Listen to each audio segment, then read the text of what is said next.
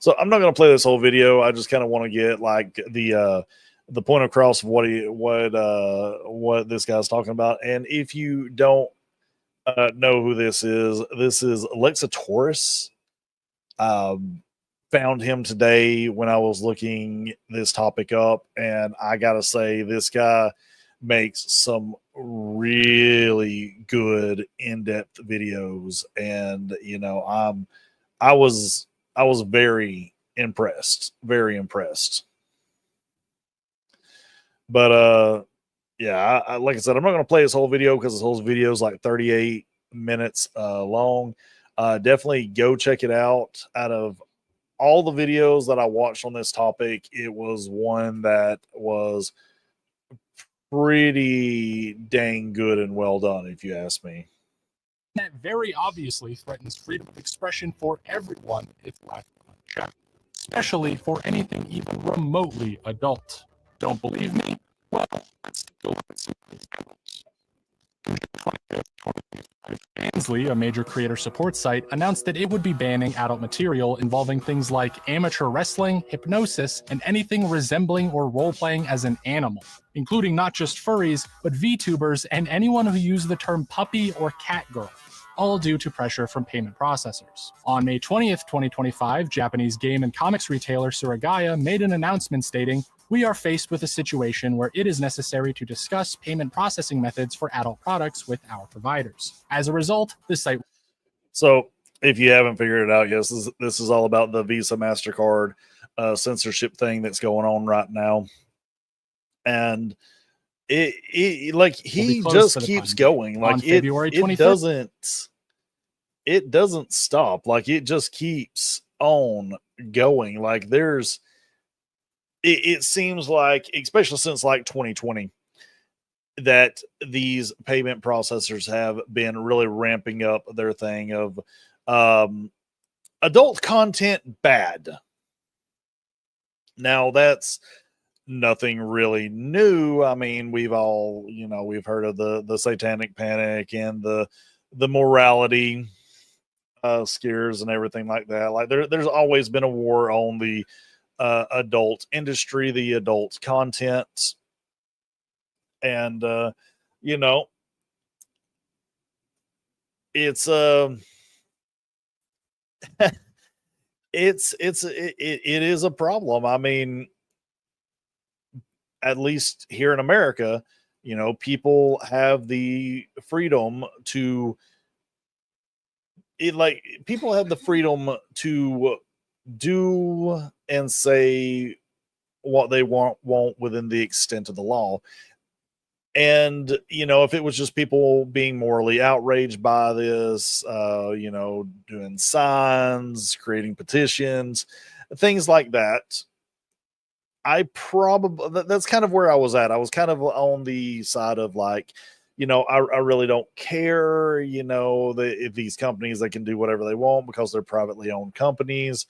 But the thing is that these payment processors have made themselves so integrated in most online purchases that they now have basically the ability to tell other private companies what they can and can't sell.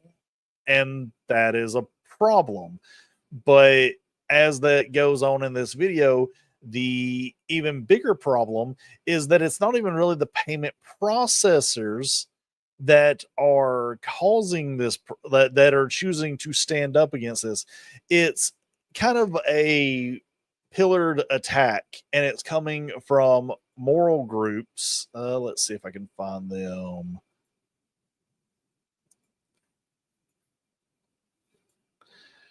Here we are. It's coming from moral groups, mainly Collective Shout, which is a Australian-based a group. And that's where I'm now having a problem with it, is that these moral outrage groups, and especially this group from another country, is basically now saying to the rest of the world that we do not agree with what these companies are selling, and you will no longer be allowed to purchase it. Not something that I'm going to get on board with. And where I wasn't taking this seriously before, I will be watching this a lot more closely now, as we all should, not just because it is a censorship issue, but because we shouldn't be allowing a handful of people to tell us what we can and can't purchase.